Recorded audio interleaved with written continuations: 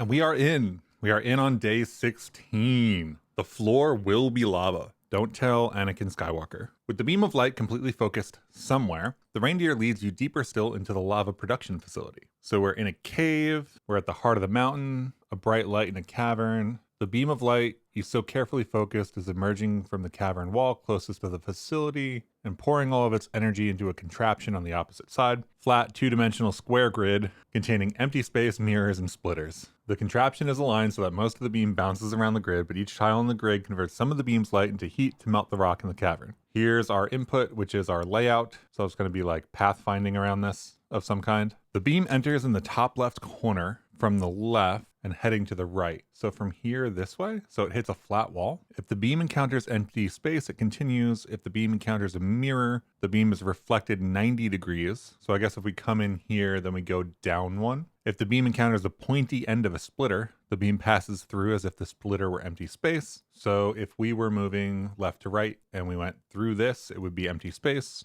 If the beam encounters a flat side, the beam is split into two beams going in each of the directions the splitter's pointy ends are pointing. So here we split, one goes up, one goes down. For instance, a rightward moving beam that encounters a pipe splitter would split into two beams, one up and one down. Beams do not interact with other beams. A tile can have many beams passing through it at the same time. A tile is energized if that tile has at least one beam pass through it, reflect in it, or split in it. So I think this is just constant power. So it goes in and it's just filled, and then that's it. So here's our light beam. Splits, goes around, does a bunch of stuff. Beams exist everywhere, even though they're only shown on empty tiles here. If a tile contains beams moving in multiple directions, the number of distinct directions is shown instead. So we've got 2 and 2 here. Here's the same diagram, but instead showing only whether a tile is energized or not. Yep, that makes sense. 46 energized tiles. The light isn't energizing enough tiles to produce lava. To debug the contraption, you need to start by analyzing the current situation. How many tiles are energized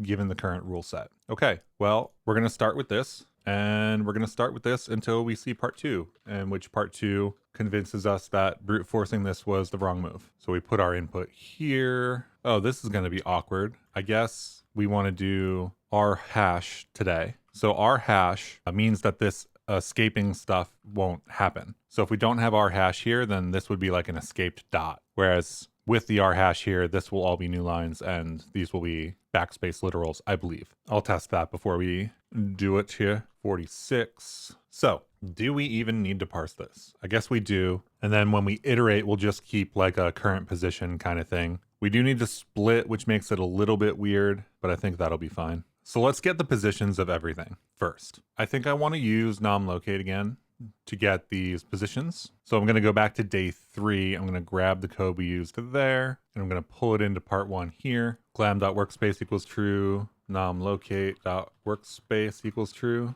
Did I put that in the workspace? I think I did. So then we have everything. We have the positions of everything. Parsing is then pipe dash backspace / and everything else doesn't matter. So I'm not going to take this as an iterator today, so I'll get rid of that stuff. We don't need the extra complexity here yet. I guess we could do separated list 1 is a dot, and then I guess this is optional as well. So opt is a dot, alt one of what? R hash, and then we do / / dash and pipe input. Is that going to work? Get rid of all of this because we don't really need it. Debug grid to see what we get out of that. Spec to valid parse. This is not going to be a vec of value. This is going to be a vec currently. Let's just make this a vec of car for the moment, and then we'll come back and deal with it. Just work day 16 part 1. Manifest isn't working because nom-locate isn't in the root. Is that what's happening here? I put nom-locate. Oh, it's underscore. Save that. Look at all the new, brand new, wonderful errors that we get. I guess one of returns characters for us, and our function currently doesn't hold a character. It takes that span type. The easy, silly way to fix this is to just make them all tags, which I think is what I'm going to do.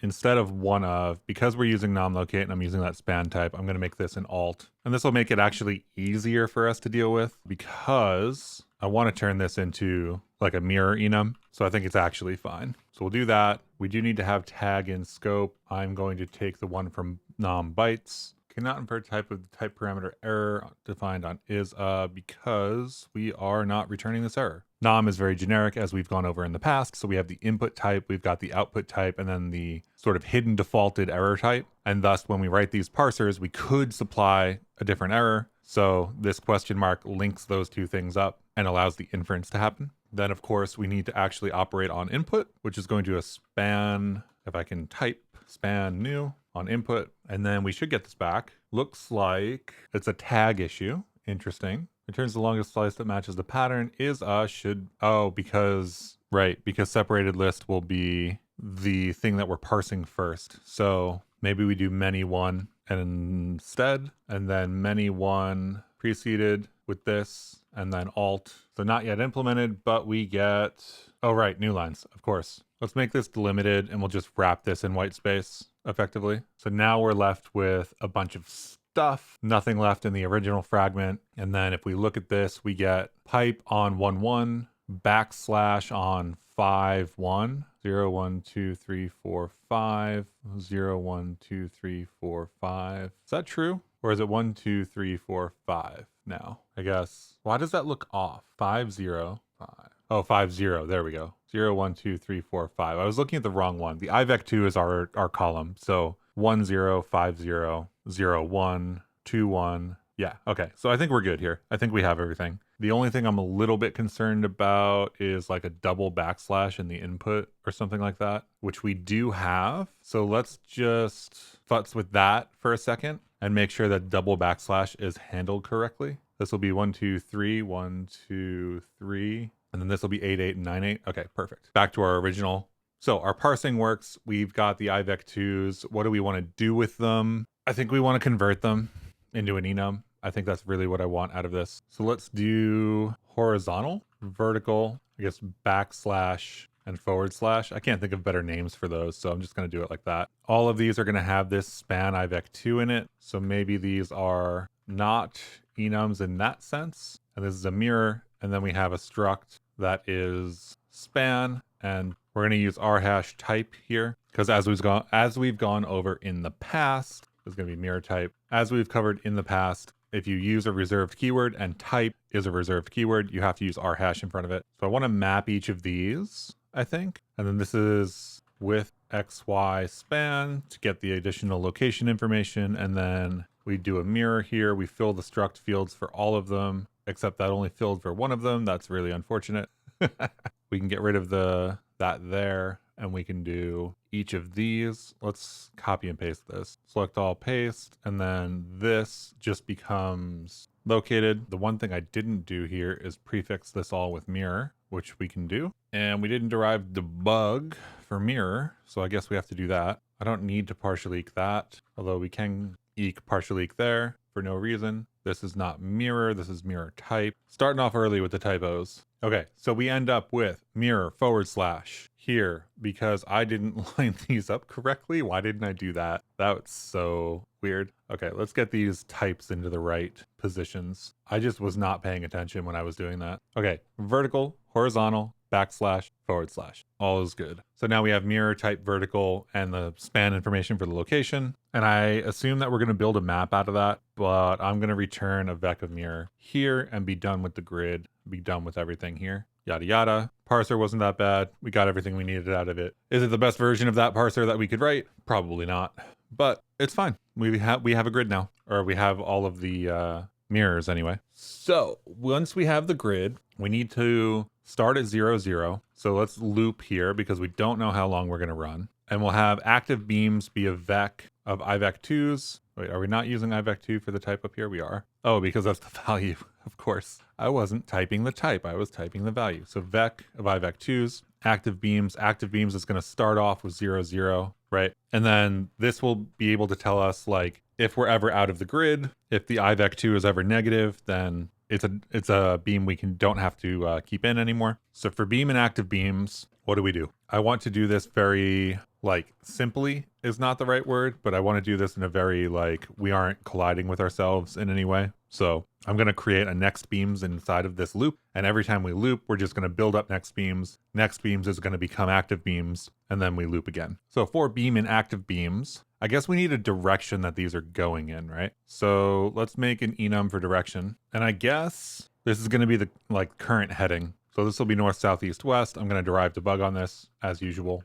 I do think we're going to want to do this as a grid, as like a map of some kind. So let's build a hash map so that we can access each of the grid positions. I guess we also want what? A hash set, right, of ivec2s that are the positions. So what do we call them? Energized? Like the bunny? Is that still a thing? Is the energizer bunny still a thing? So energized, I guess cells is fine. Hash set new, ivec2 new 0, 0, because 0, 0 is always going to be in this hash set. Hash set from works for us. We put this into an array and it works out. So we've got energized cells, which always starts off as 0, 0. We've got active beams, which always starts out with the 0, 0 point active. See, my question is, why is this test on the left running? I guess because I've written loop, right? So we are technically infinite looping right now, which means that this, I don't know. I write enough infinite loops where those tests just spin and I can't kill them, to where I'm not sure that this shortcut command is really that useful anymore. So this is cargo watch day check test. So let's start out with just check. Day 16,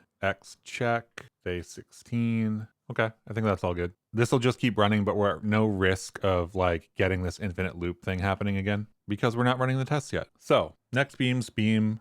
I guess every beam starts going to the right. So this is going to go east, and this will be a direction ivec2. So the next direction is going to go and the current position. So for direction, current position in active beams, match direction, because we're going to need to go in all sorts of directions. I guess we could abstract this too, right? So this is going to send us in a direction, I guess, over and over. So new position will be direction.step current position, and then on direction, we'll impl direction fn step, which takes self and a position, which is a reference to an ivec2, and returns an ivec2, which is going to be a new ivec2. And then we just match on the direction, right? And it's going to be position plus whatever we match on. So ivec2 new 0, north is going to be -1 for us. 1 is south because 0, 0 is top left. And then we get, I guess this isn't match direction, this is match self, right? And then position is something we need to get the actual value of, so we can return that. So we step in some direction, we get that direction. This is the new position we are going to be in.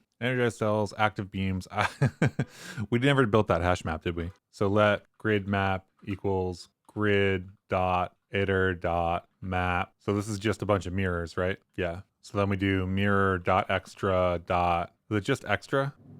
Yeah, extra is just the ivec2, so we're good there. So we get the extra, we put it there, and then we get the type. Is that all we need here? I think so. One of the expressions fields has a field with the same name. I guess it's mirror.span.extra, right? MirrorType doesn't implement copy, although it probably can and should because it's like an empty enum, so it doesn't really matter to us. Let's get rid of all these imports. So we infinitely loop. The next beams that we're going to be working with are an empty vec to start with. For every direction and current position or current beam in the active beams. So that's this up here. Let's do a to-do down here. To-do, store beams in active beams before restarting loop. Literally the purpose of the to-do macro. And that happens out there. So our new position is direction.step current position. We match on grid map.get new position, which needs to be a reference, which we are going to save and do what with? Why is that get an issue? Did I not collect? I didn't collect. We still have to collect. We collect into a hash map of ivec2 to MirrorType. Did I mess that up? I did mess that up. One more bracket. We got to turbo fish it up in here. Hash map is not something we have currently, so we bring that in. Grid map we get.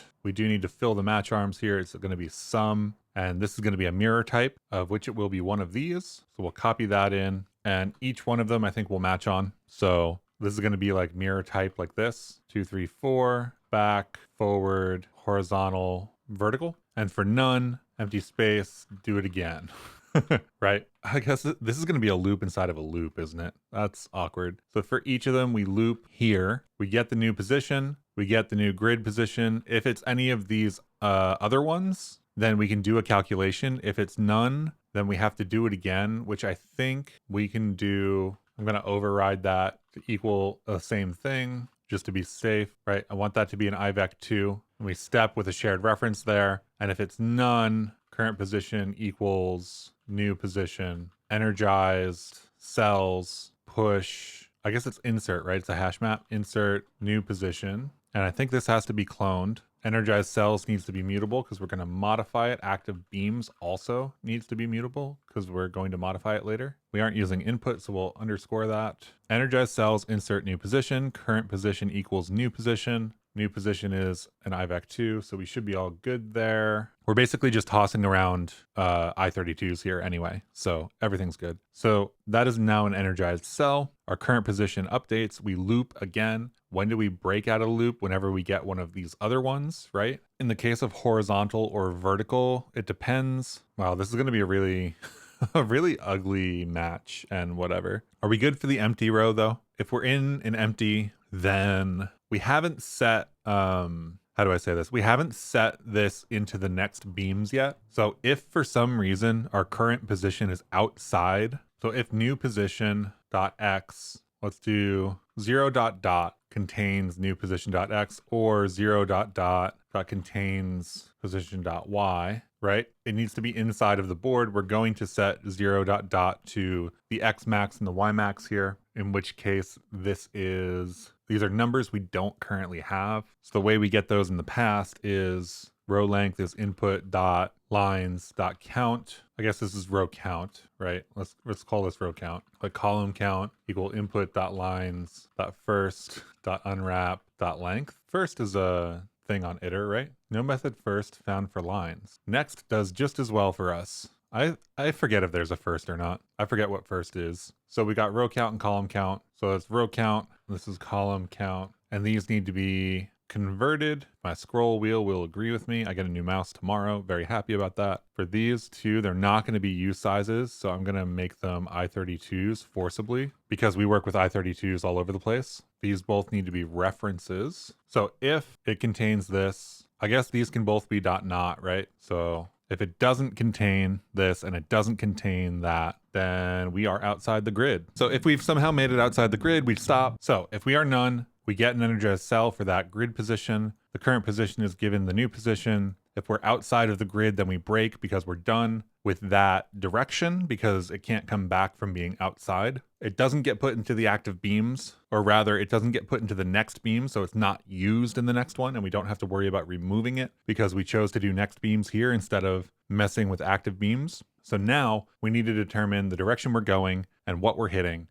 So for example, if we're going right into a backslash, then that puts us down. So for backslash, right, for this, if we're coming from the left to the right, if we're going east, that is, then we end up going down. If we're going up, then we're going west. If we're going down, then we're going east. If we're going west, then we're going north. So I think that we just move into this location, give it the next position or the next direction, right? So we say that we are here, we're at this position, and then we give it the position it's supposed to go in because anything could be in the next slot. So if we hit a mirror, we basically iterate again. I guess we can do match direction and grid position, and that'll clean this up a little bit for us. And then none is just going to be any direction and none, right? And whenever we hit a new direction, we're just going to cycle through this beams thing and do it again. So that'll all be fine. That means we do need 4 copies of each of these. So we do it like this, 2, 3, 4. So if we copy these 4 directions up here, we bring them down,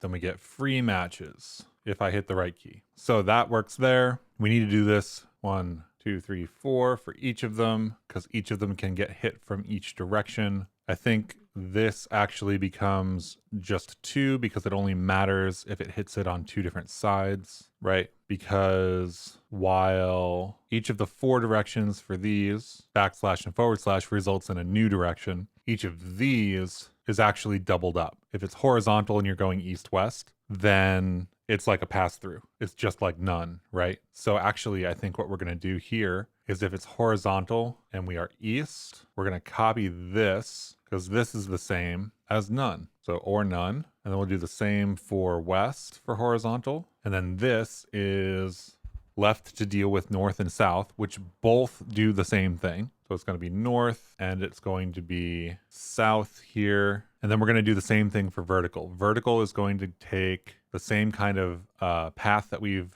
drawn out here. So direction north, for example, comes in and the same thing happens. Same thing happens for south. So those are all basically none. And then east splits and so does west. So these are going to do the same thing. And then we get this absolutely massive match, which I really want to split out, honestly. So maybe we do that. Let's take this match and split it out, because this is a massive amount of matching and I want all of the horizontal space here. I don't know what I'm going to call this function. I'm just going to dump this in here. I'm going to call this reflect. We can use a trick here to shorten these names a little bit. So use direction as D, MirrorType as MT. So we're going to do option MirrorType, match direction MirrorType. I think this is not going to be option here. I think it's just going to be MirrorType. And I think I'm going to get rid of all these sums because now I'm questioning that. This is basically just an absolutely massive match. And I don't want to have to pass everything in here. So like this logic here, I'm going to call reflect empty, I guess. Reflect is an enum that doesn't exist, but we basically need to match on reflect direction. And like we need a place to put this logic, right? So we need this to be like if empty, then whatever. I'm going to pull this map get here so that we still have the option, right? Reflect grid map get new position. Reflect still doesn't exist. I didn't create it yet. So enum reflect empty. That's the only one we have right now. This is now going to return a reflect. It's a little bit of overhead, but this match is wild. So I think it's worth it. So obviously all of these are now going to have issues because all of these need to be to-do'd to short circuit. I think we are passing in the option here again. So let's pass in the option and the type here so that these all come through. So this is all reflect empty, right? And then there's a bunch of other stuff that we have to do here. And that means we get to do whatever logic we want up here when we match on this, because we are reflecting on something. If we reflect and I guess this isn't really reflect, right? This is march. I'll call this march empty because we're like marching forward one effectively. So let's get rid of that.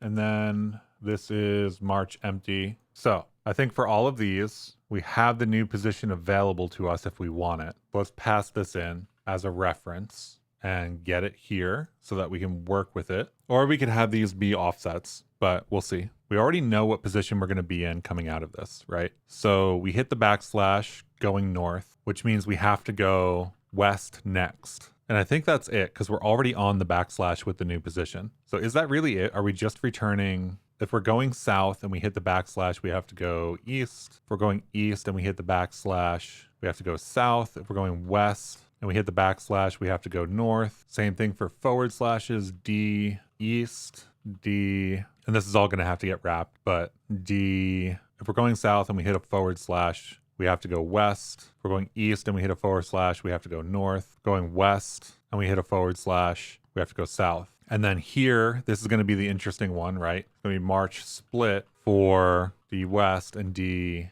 east, right? This can be a tuple, it's fine. So we create a new enum called split and we send one west and we send one east because we're hitting a horizontal from the vertical. And then here we do march split D north and D south. And I guess we don't need new position ever in here. We do need a new enum called split, which has a direction for each of its tuple elements. And then we need a direction, I guess. These will be wrapped in direction, yada, yada, yada. We're looking good so far. And then we need to wrap these all in. I guess I'll shorten this just to have a differentiation from direction, the actual full name for the enum. So we have to go in that direction next. But this does have to be march to start with. So a lot of enums, we're matching on direction. We're matching on an option for the type of the mirror. This gives us a new direction to go into, and then we can just deal with this as normal, right? If it's empty, then it's going in the same direction. But realistically, that just means that we should send it. So I think that's what we're doing. So we didn't need to pass in new position here, right? Because we never used it. So we won't do that. And then we don't cover the other potential options here. So that's split and direction. We'll call this D1 and D2, and we'll call this D. So if we're supposed to go in a direction, then I believe we put this into active beams, right? Or not active beams, next beams. Next beams push D new position, right? Is this referenced stuff? Expected struct IVAC2 found tuple. Is that because next beams doesn't have the direction in it yet? That is true. This has to be the same type as active beams because we're just going to replace it. And that will be what lets us like split out like this and add more of them. So same thing here, right? Except we do it twice with D1 and D2. Should be fine. This will loop around again, do it again. And then down here, we set active beams to next beams, and we do it again and again and again. This goes until active beams.length equals 0, break. And then we break out of that loop. And what do we actually need to calculate? How many are energized, right? Which we aren't setting currently. So energized cells, I think it's .count for hash map. Maybe it's not. Size, I think it's .size. This is a hash set. I thought hash set had a special function for that. Maybe not. I guess .length is the thing. I don't know why I thought it had a special function for that. So that'll be that. And then for next beams, right? Like new position gets energized. It only needs to be energized once, but it's the same thing here. Cool. Let's test and hope that we don't run into an infinite loop. Looks like we are running into an infinite loop, so we never finish. So let's do some debugging. Are we doing everything correctly? Actually, real question, can we enter into like a loop? Is that going to be a problem? Empty space seems great. A mirror, we're reflected. Pointy end passes through. Flat side splits in two. Beams do not interact with each other. Tile is energized if that tile has at least one beam pass through it. So let's do loop 1, debug loop 2. I guess we could send these beams around on their own too. 3, and if we run this, I guess we want to actually run it so we can see the day 16 part 1. Let's do a cargo run with the bin. And we look like we're stuck in loop 3. So why are we stuck in loop 3? Is it because we are hitting a bunch of empties? Is it because we are constantly splitting? Or is it because we are constantly moving in a direction and we aren't doing a check correctly? Looks like it's because we are constantly moving in this direction. It's very easy to figure that out with a simple log like that. I could have done more sophisticated debugging and I decided not to. Okay, so we're going south with a new position. We push the beam into the next, and I guess we never check, right? Let's check our south step to make sure that we're doing the right thing. Direction south 0, 1. So let's think about this, right? If our loop is happening, we have current position, right? I guess we aren't setting current position to new position. That's our thing, right? If we split, we push the beams, we energize the cells, and we aren't breaking here, which we need to do for each of these, right? Do we break no matter what? Loop, new position, march. If it's outside, break. But that's breaking out of this loop. So I think we're supposed to break there. So let's get rid of our debugs. At least we're doing multiple loops now. Let's run our test now, because I think our test will run. The fact that it's taking forever doesn't fill me with confidence in the way that we've done this. Let's debug our active beams here, and let's run it. How big is our actual? Well, let me start running this on the test input so that we have something easier to test. That's why I have the input set up like this. It does look like we just kind of have infinite amounts of them. Looks like we're splitting at 1.7 and just keeping those around maybe. Let's get our debug doing something slightly different. Let's do a print line. I have a feeling that we should switch to tracing here. So I think I'm going to do that in a second. Yeah, that is massive. That is just growing. And I think it's growing almost infinitely. And look, we have west IVEC2 here, right? And we also have west IVEC2 6.8 here. So we are having multiple. So I wonder if this should be a hash set the way we're doing this, right? Next beams here, iterate over active beams. Active beams at the end of this loop becomes next beams, and next beams is for some reason constantly splitting. So let's do next beams. And because this is so big, let's do .length, and let's do .length up top. I really think these are going to be the same number, but yeah, they are the same number at least. 15,000 beams. That is just the wrong thing. Okay, so let's do this. Let's do some artificial weirdness. Let's start at 0 here, right? Let I equal 0, mute I equals 0. And here we're going to do if I equals some number. In this case, we're going to start with 1 and we're going to bump it up, break. That's because I didn't set this correctly. and we're going to do I plus plus after, right? I plus equals 1, better. 1, 2, 2. So now we don't need the length because I am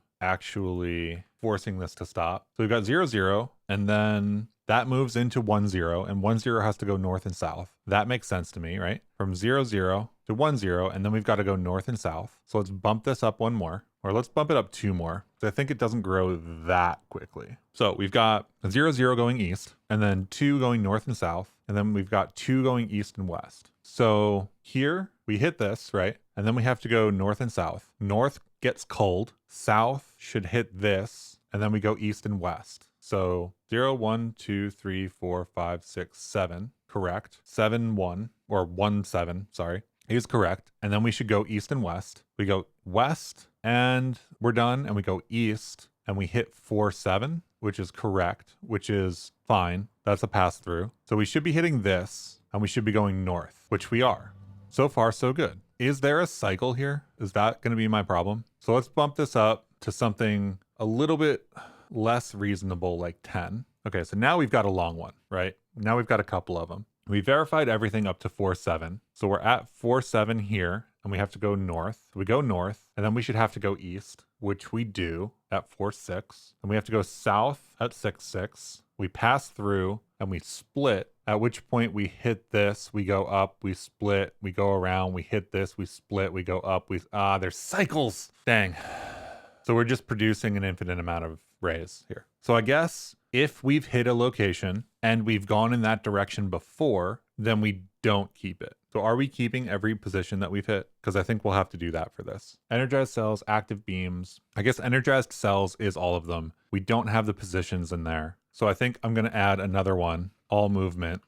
It's just going to be a lot, and it's going to be fine. And we're going to start with IVEC2 new 0, 0, and the direction east. So all movement is direction in IVEC2. So all movement dot push direction new position, right? But is that what we want? This direction? This is if we're empty. So I don't think we need to track empties in this. I think we need to track this and this. And these are probably going to have to get cloned, even though we don't have clone on them. Yeah, I think those can get copied. We'll do that in a second. Beams push, insert, direction. This is just going to be D, new position. And then let's check out the error message here so that I can show it to you. We've got value used here after move, and it says move occurs because D has type direction, which does not implement copy. And because we're doing a lot of things with these, I'm going to derive copy for direction, because direction is basically like a unit variant enum, which means that it's fine. It costs us nothing. It's just as cheaper than a number. Unfortunately, to have copy, we also need to have clone. So to derive copy, you also need to derive clone. And if we go back down, then we run this, and we should be able to use all movement, right? To say if all movement contains, I guess not find, right? Because this is a hash, it's a vec. All movement dot iter dot find. I'll call this item. Item equals D new position, right? If let sum equals this, then we have matched. If we match, I think we just break because we're already repeating. Otherwise, we have to do all of this and then break. So I think no matter what, we break. Now, D doesn't implement partial eq. I can show you that error as well. Binary operation cannot be applied to double ampersand, which is 2 shared references of a tuple of a direction in an IVEC2. I know that IVEC2 implements eq and partial eq. I also know that direction does not, because we didn't do that, but we can. So eq and partial eq, and the copy dot needs to be a comma, and then that should run at least a little bit. I did that on direction, right? Enum direction, all good. And this is shared reference. We can totally do that. So if we find one in all movement, then we break, and we break because we've already been here doing that. We're going to do the same thing for split, I believe, right? I think we need to do it for both of them. It's conceivable that one could work and one could not. So if let sum all movement find item D1 new position, then we don't push it. Otherwise we do. These are very backwards in terms of like logic. I will fix these, I guess. We could do that now, right? So if we find an is none, then if all movement is none, then we push. Same thing for the next one. not the same push. This is the push that we want. I believe since energized cells is a set, we can just do this if we need to. And then all movement would also get them, but only if they don't exist, and then we break either way. So if we run that, we fail with the number 3. And that is because when we split, we're pushing that in. And then it comes through and it thinks we've already processed that, right? I'm not super concerned about the empty movement yet. I think the empty movement is fine. But if we split, what we are doing is we're putting the split position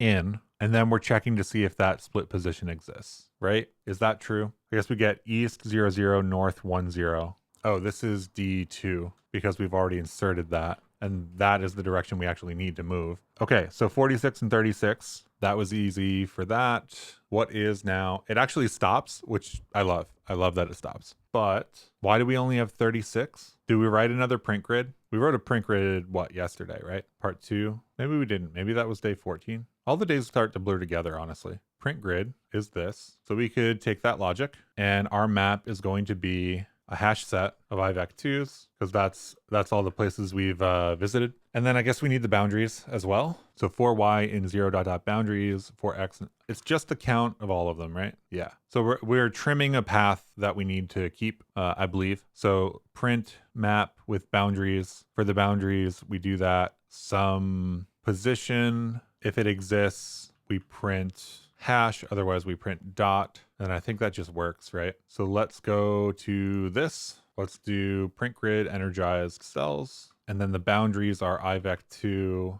new row count, no, column count row count, right? Column count row count. I guess that's a reference. Run this, look at the end, look at the thing that it's supposed to be, which is this. Wonder what we've done with our life to get this far gone down the road. Looks like this whole section, 1, 2, 3, 4, 5, 6, and then 1, 2, 3, 4, 5, 6. I think that's enough for it to, actually it's inside. It's only the inside. So it's 1, 2, 3, 4, 5, 6, 7, 8, 9, 10, 11, 12, 13, 14. Are we down by 14? We're down by 10. Are we filling anything in that shouldn't be filled in? I don't think so. 1, 2, 3, 4, 5, 7, 8, 9, 10, 11. Wait, but this isn't... Wait a second. Okay, let me grab this, bring it into a new... I'm going to select all of these. Actually, you know what I can do here? Hash. Okay, that is 46. So we're supposed to have 46. We only have 36. This is what we have. We have 32? Why did it say we have 36? That does feel confusing. Let's say, are we adding everything to the energized cells that we should be? We are inserting when it's empty. We're setting the new position. We're getting that when it goes down here, so I'm not too concerned about that. I want to know how it gets to here and doesn't, like it just stops there. It's got to be this that stops it, right? So stopping, new position. I guess we want direction 2, right? I don't think we ever hit that. Do is none here like we did before, just to change that logic up a bit. Yada, yada, yada. Do this, right? If is none, do this. Break either way. I suppose we could print out all of them. Oh, no. You know what the problem is? I left in my little I thing here. Okay, now we're at 52. But our map looks correct, right? 46 and 46 would be that. Why are we getting the number 52? Energized cells, print grid, length. Energized cells is a hash set, right? It's a hash set of IVEC2s, so it shouldn't have duplicates. So the length should be what I think it is, right? And if we're printing that grid out, oh, you know what might be happening? We might be putting in cells that don't, because I let everything go outside of the grid before checking to see if it went in. We could actually be storing extraneous points in there. So yeah, we've got a -1, 7 here. So really what we need is energized cells dot filter, and then we'll do dot count here, right? Filter, and this is just an IVEC2. And then we do, what was that check we did before? We have this range check already, right? Here. So either one of these, we're going to call this position, call this position. Now we run it and we get 6 because we need to do the opposite. Filter position. If it's not in that or it's not in that, ready? Not. What is the right logic here? If it's in here and it's in here, that's the not way to do that. Okay, so let's get our input here. That is the wrong day's input. Okay, we're gonna save our input, make sure that that runs, and then we're gonna run this, and then we're gonna actually run it. And 256 feels like a weird number to have. Yeah, that is too low. 256. Am I looking at the right? I'm not even looking at the right day. Okay, day 16, right? Day 16, input 1, save that, run this. 256 is the wrong. We can make that really small and look at it. If we make that super small, we look at this, we have this really weird like pathing. And if we look at our other one, our pathing looks correct with 46. We look at the regular one, we get 256 and we don't go anywhere. Not really. Is this edge case? I really do think that edge case is the problem. I think we're supposed to go south there. So let's do this. Because we can, right? 0, 0, right? Because we can, we're going to start at -1. And that gives us 7,034. And I think our test will still pass, hopefully. Yeah. So instead of programming any special logic, we're just going to start 1 behind. That's a gold star. Wonderful. Part 2, as you try to work out what might be wrong, the reindeer tugs your shirt and leads you to a nearby control panel. There's a button that let you align the contraption so that the beam enters from any edge tile heading away from that edge. You can choose either of the 2 directions for the beam if it starts on a corner. If the beam starts in the bottom right corner, it can start heading either left or up. So the beam can start on any tile in the top row heading downward, any tile in the bottom row heading upward, any tile in the leftmost column heading right, or any tile in the rightmost column heading left. You need to find the configuration that energizes as many tiles as possible. I think that's totally doable. And I think with the speed that we're running at, we can just run them all. So let's copy this into part 2. And what is our thing here? We have to run effectively this whole function again, right? With different bootstrapping. So the grid map is going to stay the same. The cells aren't, all movement won't, and active beams won't. So we're going to start here and we're going to copy down to just above print grid. And we're going to call this bootstrap, and we have to do it on a bunch of different values. So I don't know, we'll construct an array or a vec or something. We're going to iter here.map with starting position, and then we're going to bootstrap with starting position and direction, I guess, like that. Save that. That's not going to work because we don't have that function yet. And then we're going to need to return the energized cells. So let's put this all the way down here. fn bootstrap, save that. All of that will work. We're going to need to pass in the grid map. We're going to return this hash set, and we'll do our filtering later. Why is that break an issue? That's weird.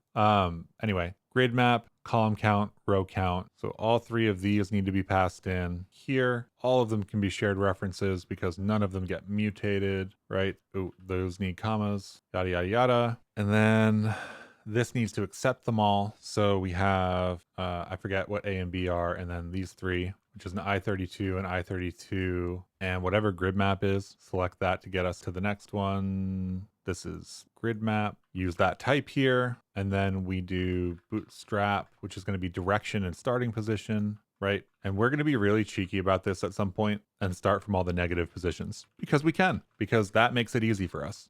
Direction is a direction. It's going to be a shared reference. Starting position is an IVEC2 that I guess we'll own because it doesn't matter. I guess we can own this direction too. The hash map is something I want to pass in as a reference. I'm curious as to why this break is breaking because the loop is the last thing here, right? Is that the issue? Yes. This is going to be energized cells. And I guess we could do the filtering there as well, like the filtering we're doing up here anyway. So each of these will do their own filtering if my scroll wheel will cooperate with me. It's wild and out. Okay, so this will now do an I32 response, I believe, unless that's count as a use size. So we'll count with use size. That should get rid of our red down here, which is great. And then mostly that's okay. Here we need to let's get rid of some of these debugs. And then we will take this out of all of them. And this will be starting position. And this will be,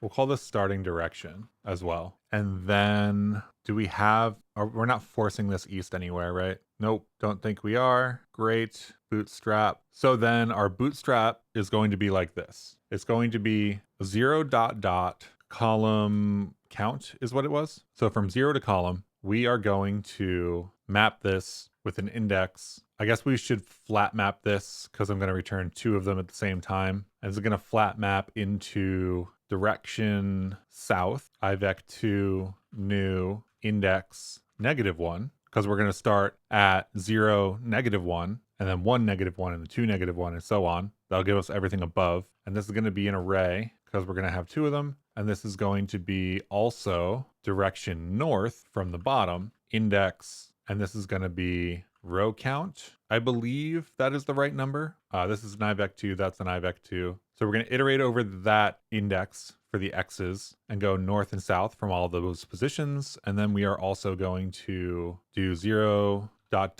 row count, flat map. I guess it doesn't really matter, does it? We're going to flat map over the whole thing anyway. Oh well. I'm going to take this whole return type again. Actually, I'm going to take this whole function again and drop it in here. And this is going to be, I don't know, west, and this will be east. And if we're going west, then it'll be flipped. This will be column count, and this will be -1. My question is the issue here, and then here what we're going to end up having is starting direction and starting position, which we are going to pass in as owned because we can. Here we go, direction IVEC2 here. That looks good. My guess is that row count and column count also don't need to be like that. Those are references for some reason. Oh, right. We just fixed those references. So closure, expected whatever, argument influences flat map, mismatch types. The closures are different. That's why we get expected closure, found different closure. And this is because closures are unique, right? And the error message here tells us that no 2 closures, even if identical, have the same type. It says consider boxing your closure and or whatever. I don't think we're going to do that because if we use .chain, all of that goes away. Okay, well, I was trying to combine 2 different approaches here. The approach that I decided to land on the side of is instead of using sort of an array of 2, then I just used the first iterator, which is a range from 0 to the max on the x-axis. We flat map that and we return a 2-element array from the inside of those maps. Flat means that this array or any iterable here will get flattened in the final iterator. So map turns this into an array of 2 elements and flat turns it into 2 different items in our final iterator. So we end up with this as one item and this is another item. And then we chain that with all of our row counts similarly flat mapped on this 2 array item so that we can return 2 elements from this. We take the resulting iterator of chaining those 2 together and we get our starting positions for everything. We bootstrap that for everything. Then we are calling out and running. That is not an answer. Why did, gosh, gah. If I submit the actual answer, I gave an answer too recently. Okay, the answer I gave was flatten with 2 parentheses. But yeah, if you give answers too quickly in Advent of Code, it forces you to wait. I unfortunately used my answer submission on something that wasn't an answer because I had something else in my paste bin. That answer is too high. Why is that answer too high? Energize cells, iter, filter position, column counts, count. Oh, because I'm supposed to not, okay. I wasn't supposed to sum them. I was supposed to get the max value, which is going to be an option because it's possible that there wouldn't be a max value. So we're going to unwrap that because there has to be a max value for Advent of Code to work. So I've wasted 2, I think, of my answers on, let's see, the word flatten and then the wrong. And this one's too low. Okay, that's unfortunate. Are we doing all of the grid rows? Did I make a mistake? Let's do, let's take our test input and put it in part 2 and see what we get out of every output. So dump our test input there. Where is our print energized? Print grids there. This is what we want. Scroll all the way back down. And then we want this here to print out. I think I will print line empty with some character that does not exist in any of them. So if we run part 2, we get a whole ton. Wow, we're getting empties. We're going in the wrong directions. Only the lefts and the rights are working. Is that true? I think that's true. I think only the lefts and the rights are working. And I messed up the tops and the bottoms. Let's see. Did I bootstrap this incorrectly? So if we're going to go west, right? The IVEC2 is at some index on the row count. That's all fine. If we're going south, we have to start at -1, right? I feel like these have to be flipped. That's the second time if that's true, that's the second time my grid direction has messed me up. These are a bunch of empties. Why are these a bunch of empties? They're all empty now. Okay, so maybe it was the north and the south that were working and the east and the west were the wrong ones? Yes, that is true. except for the fact that I'm using the index in the X every single time. I've set up the directions wrong, is really what's happening here. It doesn't help that my scroll wheel keeps sending me 50 lines down. My new mouse comes tomorrow. I really hope it shows up. Okay, so if we're going south, right, we are starting at some X index. And thus we have to be starting at -1 and going south. If we are starting and we're going north, we have to start at some X index and the row count, which is bottoming out, and go north, right? If we are going east and west, then we have to start at column count and use the index. Otherwise, we have to go -1 and do the index. And that should show us a bunch of grids at the bottom. And all of these should like either be filled or do something, right? And it looks like they do. So I set up my data wrong. So this will give us 51. And then if we go back into our input 2 and we save the real input and we hit input 2, then it should actually run this time. It gives us 7759, which is hopefully higher, slightly higher, but still higher. I've now made 3 wrong guesses, 2 of which were just mistakes completely,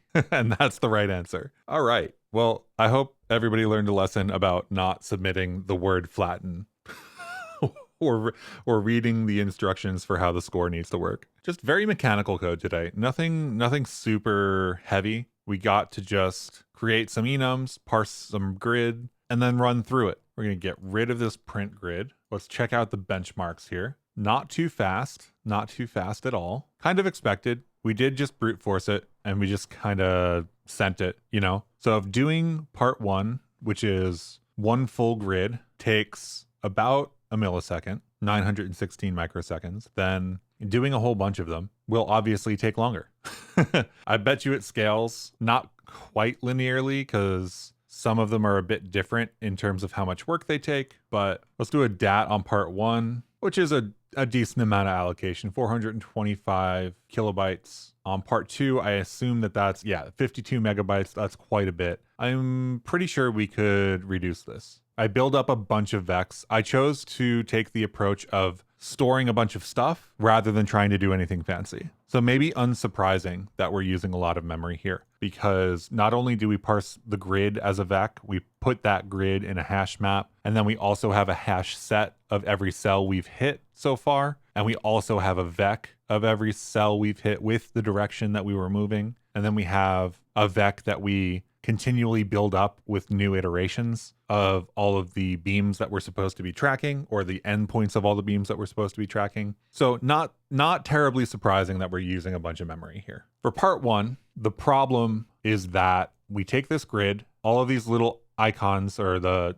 pipe, the pipe, the horizontal, the /, and the backslash are all mirror directions. So horizontal pipes let you pass through them horizontally, but if you hit them vertically, they split. So if you hit this one here, then the next iteration, you're going to have a ray going out to the left and a ray going out to the right. This is like roughly ray tracing. So it might be more fun to implement something like that. I do actually have a ray tracer that I have actually built before. It was pretty fun. This is written in Rust. So if you liked the problem today, maybe go check out ray tracing in one weekend. We've got things as basic as like a sphere with no shading, to a sphere with, normals and things like that, to images that have a whole bunch of balls with metallic surfaces, reflections of different kinds. There's a glass ball in the middle here, a metal ball on the right, kind of a matte ball just hanging out. I had a lot of fun building this project up. So if today was fun for you, ray tracing in one weekend, it's a great series. It's coming from these books. So I did ray tracing in one weekend, and then I did ray tracing the next week. So I built everything in both of those. The third one is kind of more advanced stuff, but it was very fun. So if today's problem appealed to you at all,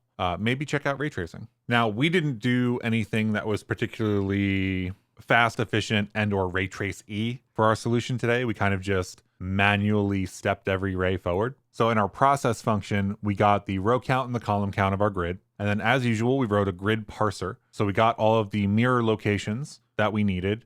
We used nom and nom-locate to do that, which we'll talk about. And then we built up a couple data structures before looping over everything. Our parser uses nom-locate, the span type, and just chunks everything through in a fairly brute force fashion. Says on either side, there could be a dot or a new line. And if we hit a tag, grab the location and stick it into this mirror struct with a type, this gives us the IVEC2 column and row location for our grid, which is wonderful. And then we just return that. So the types we built up are mirror, which has a mirror type, enum, and a span, which is a span IVEC2, which is the nom-locate span type with IVEC2 stuffed into the extra field. The mirror type is 4 different directions, basically 4 different mirrors: horizontal, vertical, backslash, and forward slash. And then we've got directions. So for each direction, we can add an IVEC2 to our current position to go in that direction. I kind of liked this abstraction because it meant that I could say go north once and it would just go north and I wouldn't have to remember which direction that was. So given the full grid, we get all the mirror locations and the mirrors as enums. We build that up into a grid map so that we can access it later, because we do a lot of, is there anything here? X, Y position checks. So we take that extra data, which is the IVEC2, and we match that up with the mirror type. And we have a hash map from IVEC2 to MirrorType so that we can say, at this position, what kind of mirror is there, if there is one at all. We keep track of all the energized cells that we've ever hit in a hash set, because it's important that if we cross over a cell twice, that cell doesn't count twice. Now, interesting note here is the way we've coded this is with I32s, which means we can go negative or outside of the bounds of our grid. In this case, I'm even intentionally going outside of the bounds of our grid. This is just really useful because then we can say we start like here on the left-hand side,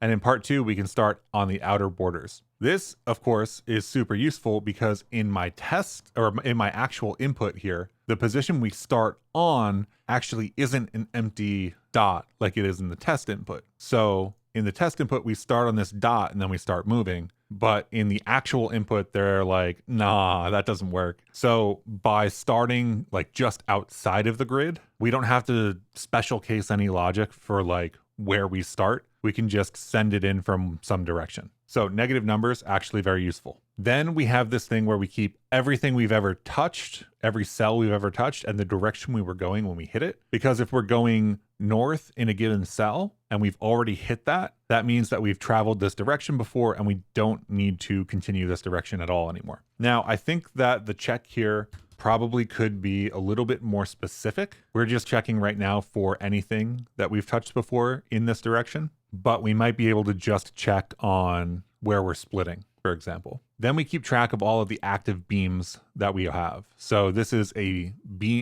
grid location and a direction that beam is currently traveling. Our first direction is just outside of the grid, traveling east. So we loop if we don't have any more beams. So if we've culled all the beams effectively, or if they've run outside of the grid, then we have nothing to work with and we're done here, so we break. We use loop to just infinitely loop until that condition is true. This could be a whilelet with this condition in it, but we didn't use that today. The next thing we do is construct this next beams vec. This next beams vec keeps track of everything we are going to track in the future. So we're basically keeping this vec of all of the beams and which directions they're going, and then iterating over all of those at the same time. For each direction and beam that we're currently working with, we set the current position and loop for that beam. So in the case that we end up in an empty square, we stick that square into the energized cells because we've been there. We set the new position to that new position, and then we only stop this loop if we go outside of the bounds of the board. Otherwise, we're going to keep marching this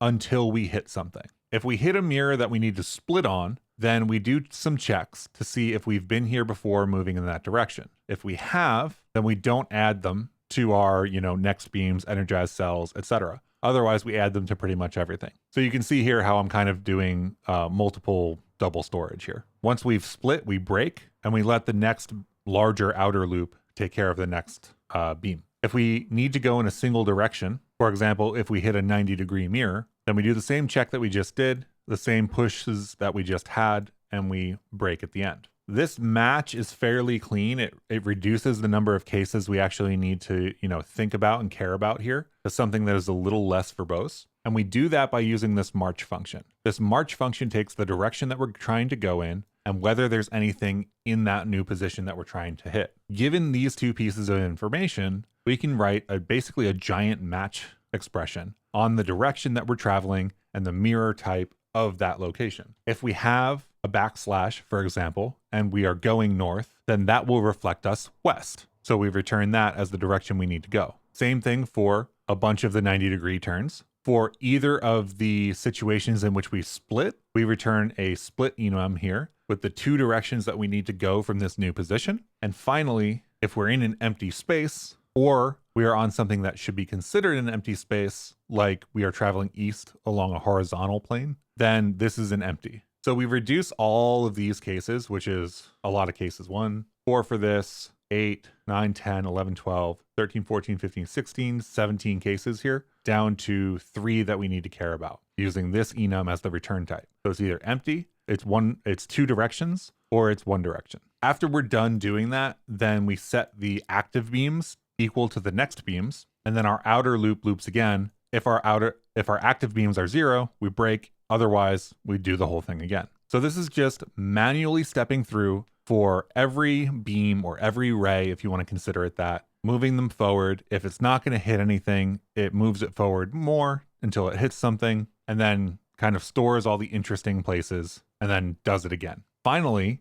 because of the way that we've done this, and because we can handle positions that are outside of our grid, I take the energized cells, so every cell that we've hit effectively, and we filter out anything that's not outside of our grid. Now, we could not insert things that are outside of the grid, right? That is a valid option. We would have to have some checks up here for different things. For example, if we're in empty, we're inserting this position anyway. Maybe if we just stick this into an if that says, if we're inside of the grid, insert, otherwise break, that would probably be better. But it's just as easy for us to filter here. And we don't care about negative positions or positions outside of the grid. Those are just fine, and they won't continue anyway. So we count everything in the grid and we toString it. Part 2 then is the same thing, except instead of doing it just from, this outer position from the left inside, we have to do it from everything up here down, and from everything on the right, left, and from everything on the left, right, and from everything on the bottom up. Again, because we can handle negative numbers, this is no problem for us. We take all of our logic and we throw it into a separate function, and we pass in what we need: the starting direction, the starting position, the row count, the column count, and the grid map. Because the grid map doesn't change, the grid map comes in as a shared reference. Otherwise, everything's the same. The only big difference is that we are bootstrapping a bunch of different starting positions here. The entire row above, we're saying go south. For the entire row below, we're saying go north. For the entire row on the left column in the negative slot, so -1, right? We're saying go east, and for the right, we're saying go left. We do that by iterating over a range, flat mapping that so that we get to return both of these items because we can construct them both given just an index. That ends up giving us an iterator down here after we chain it with the other results of a single tuple of a starting direction and a starting position. We send all of those into Bootstrap. Bootstrap gives us back the number, and then we get the maximum number, which we unwrap because we always have to have one. And that's the end of part 2. We just do it more. So that's it for today. I hope you had a good one, and I will catch you in the next one. We are over halfway done now. Congratulations if you're still sticking with it.